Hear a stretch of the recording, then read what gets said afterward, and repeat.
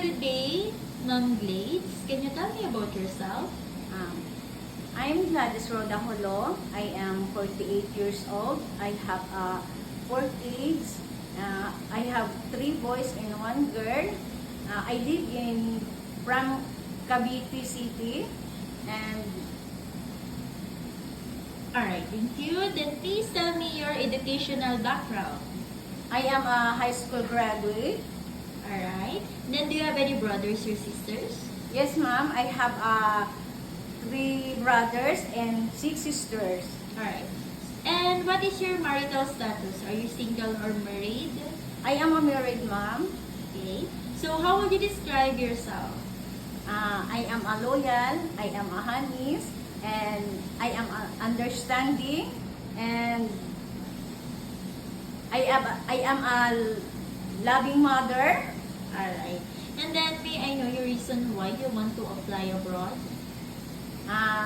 For my family, to support my children to school, and to help them, to support my children, and for my mother.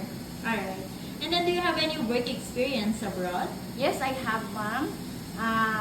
First, I working in domestic helper from Saudi Arabia.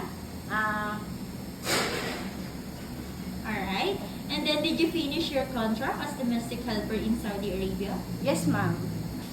Okay, then please tell me your duties and responsibilities as domestic helper in Saudi Arabia. My duties and responsibilities in Saudi Arabia are cooking, and cleaning, ironing, and marketing, and taking care of children. Alright, thank you. Then aside from Saudi Arabia, do you have work experience abroad? Yes, I have, ma'am. 2 years in Qatar. My duties and responsibilities in Qatar, doing laundry, ironing, cooking, and taking care of newborn baby. Alright, thank you. Then did you finish your contract as domestic helper? Yes, ma'am. Alright. So aside from work experience abroad, do you have work experience locally here in Philippines? Yes, I have, ma'am. Alright. In what year? 2023 and 2025. Alright. So can you please tell me your duties and responsibilities as helper here in Philippines? My duties here in Philippines, all cleaning the house, and marketing, and taking care of children, and any household chores. Alright, thank you. Then, did you finish your contract here in Philippines? Yes, ma'am. Okay. So are you willing to take care of small children or newborn baby abroad? Yes, ma'am. I'm willing. Alright. So how would you take care of naughty children or children with temper tantrums? I'm taking care of calm down, and I think maybe play with them. Alright. So how about if the newborn baby is crying at night? Maybe I think check the diaper, and maybe hungry, I feed the baby, and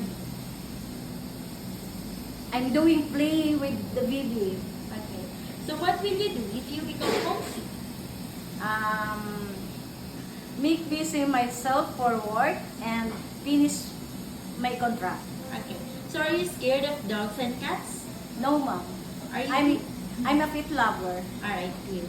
Then how do you describe your cooking skills? Maybe Filipino dishes and Arabic dishes. Alright. And I know how to learn to make Chinese food. Alright. So do you have any food allergy? No, ma'am. Do you eat everything? Yes, ma'am. Alright. So do you have the full consent of your family to go and work abroad? Yes, ma'am. Do you promise not to use your cell phone during working hours? Yes, ma'am. Do you promise to be honest and loyal to your employer? Yes, ma'am. Do you have the physical energy to cook up with the children? Yes, ma'am. Do you drink alcohol? No, ma'am. How about smoking? No, ma'am. Do you have any body tattoo? No, ma'am. Alright, so do you have any history of surgery or serious sickness in the past? No, ma'am. Are you willing to share room with the children? Yes, ma'am. Are you willing to wake up very early in the morning or sleep late at night? Yes, ma'am. Are you willing to work during day off and employer will pay you overtime? Yes, ma'am. Alright, for the last question, Ma'am Glades, what is your final message to your future employer abroad? Hello, ma'am and sir. I am a Glades Rodahulo. Please choose me. I'm a honest, understanding, and patient. And I am a hardworking. Thank you.